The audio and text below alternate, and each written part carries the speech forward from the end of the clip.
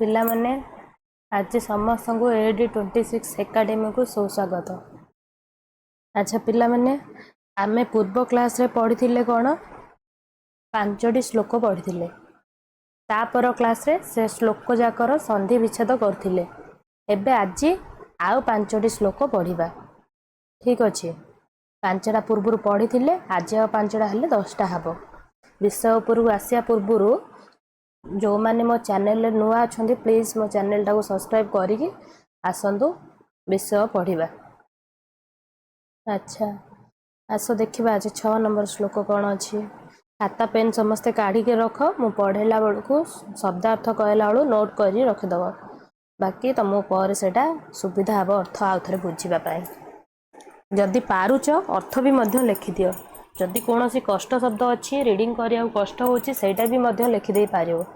जदि जिमिति सुविधा होची सिमिति लिखिदियो। आ जदि कौन अधिक डाउट रहिबो मते कमेंट माध्यम रे जणैबो। ठीक अच्छे आस 6 नंबर श्लोक को आज देखिबा कौन कहूँ। 6 नंबर नमन्ति फलिनो वृक्षाः नमन्ति गुणिनो जनाः शुष्क वृक्षाश्च मूर्खाश्च न नमन्ति कदाचन।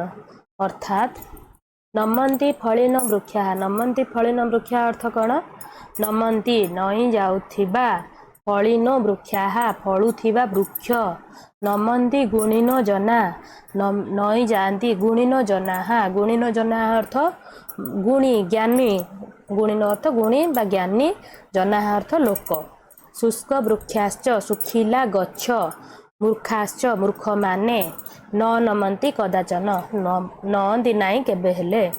ठीक अच्छे कदाचन अर्थ कदापि। एबार आक्षरिक अर्थटा बुझिबा।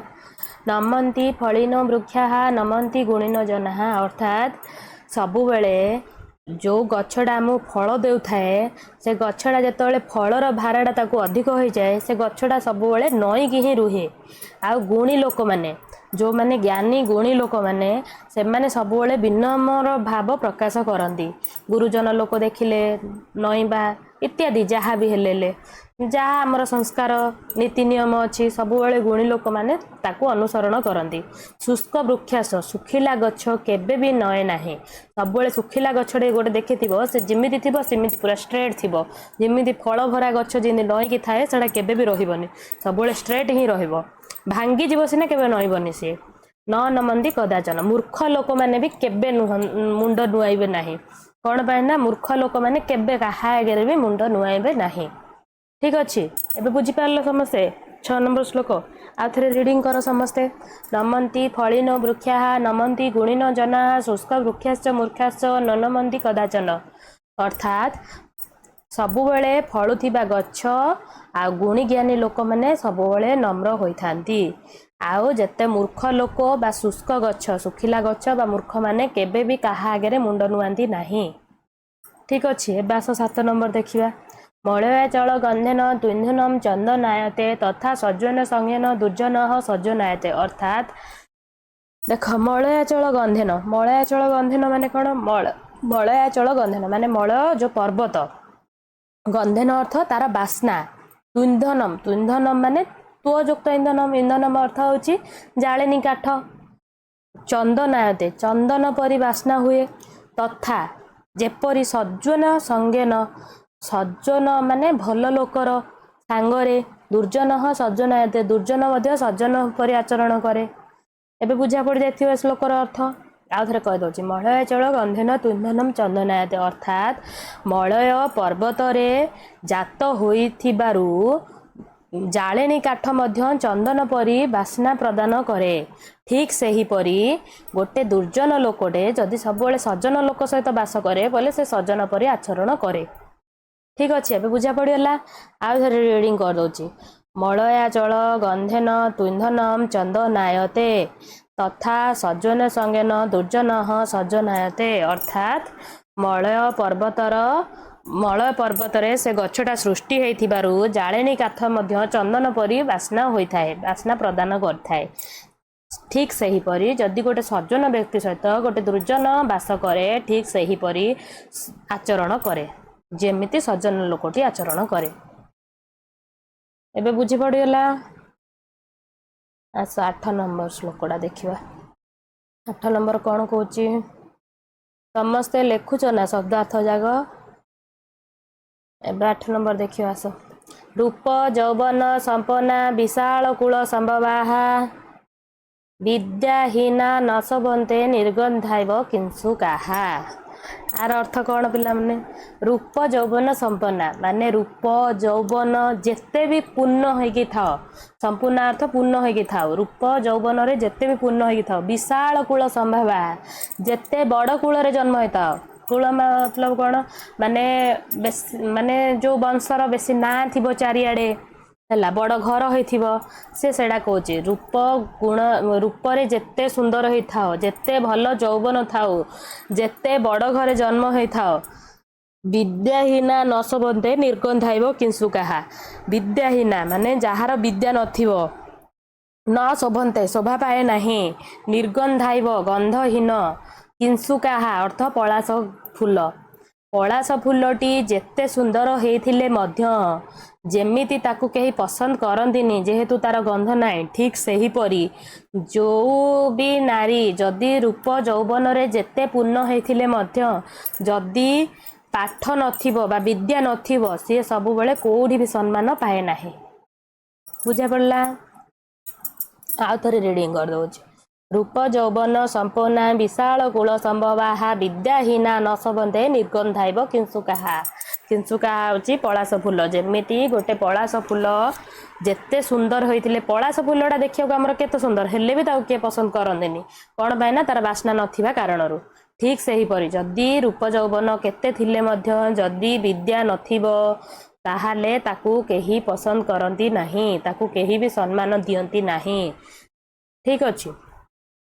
एबे आस 9 नंबर देखिबा दुर्बलस्य बलम राजा बालनाम रोदनम बलम मूर्खस्य मौनितम चोराणाम नृतम बलम अर्थात दुर्बलस्य बलम राजा दुर्बल मानकर बल होचंदी राजा कौन पाइना दुर्बल माने तांकर जहाँ भी दुख जहाँ भी ये सब क्या जनाती राजा को जनाती से दुर्बलर सब बल होची राजा बालानाम रोदनम बलम बालक मानकर बल होची कांदिबा एपे छोट पिलाटे जेतोले कथा कहि पाउनी सी भी कांदुची जेतोले बड़ हो जाउची पिलाटा जदि कोन जदि ताको जदि दरकार थाए जदि ये थाए जदि किए तार इच्छाटा न पूर्ण करंती ताहले से कोन करे कांदी कांदी कांदी कांदी तार इच्छाटा से पूर्ण करे जिद्दी करी कांदी की तार इच्छाटा पूर्ण करे से सेडा कहूची दुर्बलस्य बलम राजा बालनम रोदनम बलम बल मूर्खस्य मौनितम मौनितम अर्थ धीरे रहिबा बल मूर्खस्य मूर्ख मानकर बल होची चुप रहिबा कौन भाई ना काले से मते कौन पाठटी पचार दो कि मत तो आसबनी से चुप सब रुहे मूर्ख माने सब चुप रहे से जगह जोड़ी डर थी जे काले मत ये कौन पचार दो मत तो से विषय आसु न सपोज स्कूल जाइए बोले पिला लुचि बसती कौन भाई ना सार आसले क्लास न दो काले मत आज मुझे पाठटा पढ़ी आसनी काले मत पचार देवे कि सब लुचि रहे मौन रहे से ये बल चोराणाम नृतम बलम नृतम अर्थ मिछ चोर मानकर बल होची मिछ चोरटा ए चोरी कर तू चोरी कर सत कह कि नाई आगे कह ना मिछ आगे कह ना ठीक सही परी से कौची दुर्बल से बलम राजा एटा सबुठारु सहज श्लोकटा फिर भी देखा आउ थे रिडिंग कर दउची दुर्बल से बलम राजा बालनम रोदनम बलम बलम मूर्खस्य मौनितम चोराणाम नृतम बलम ठीक अच्छे दुर्बल मानकर बल होचंदी राजा बालक मानकर बल होची रोदन बा कांदिबा बल मूर्ख से मौनित मूर्ख मानकर बल होची मौन बा चुप रहिबा चोराणाम नृतम बलम अर्थ चोर मानकर बल होची कौन मिछ कहवा नृतम अर्थ मिछ कहवा 10 नंबर आस देखिबा 10 नंबर कौन कहला अकृत्यम नैव कर्तव्यम प्राण त्याग अपि संस्थिते न च कृत्यम परित्याजमेष धर्म सनातन अर्थात अकृत्यम जहा करिबा कथा नुहे नैव कर्तव्यम ताहा करिबा नाही प्राण त्याग अपि संस्थिते अपि अर्थ पूर्व क्लास रे कहितली मध्य प्राण त्याग अपि संस्थिते प्राण चाली गले मध्य करिबा नाही न च कृत्यम जहा करिबा कथा परित्याजमेष धर्म सनातन ताकू केबे त्याग करिबा नाही यह होची सनातन धर्म आउ थे रीडिंग कर अकृत्यम नैव कर्तव्यम प्राण त्यागमपि संस्थिते न च कृत्यम परित्याजमेष धर्म सनातन अर्थात जहा आमर करिबा कथा नुहे ताहा प्राण चलीगले मध्य करिबा उचित नुहे जहा आमर करिबा कथा ताहा केबे न करिकी रहिबा नाही एहा होची सनातन धर्म। ठीक अछि एबे बुझा पड़गला। अच्छा आज आमर आउ 5टा श्लोक होगला। एबे ए सब 5टा श्लोक मुझे जहाँ पढ़ेली समस्ते खाता काढ़ी तार शब्दार्थ लेखिकी रखिया सहित मु पढ़े सारिया परे आउ गोटे गोटे प्रत्येक श्लोक को 5 थर लेखा पढ़िबो ता सहित जहाँ शब्दार्थ कहिछि ता सहित आउ थरे भल भाबे पढ़िबो। पढ़िला परे जदि किछि डाउट रहिला मते मेसेज माध्यम रे जणाइबो मु नेक्स्ट क्लास रे ताकू बुझेबा पई चेष्टा करिबे। ठीक अछि आज जदि क्लास मोर आपन को भल लागि थाए तो मते निहाती कमेंट माध्यम रे जणाइबे जे क्लासटा भल लागिछि बोली।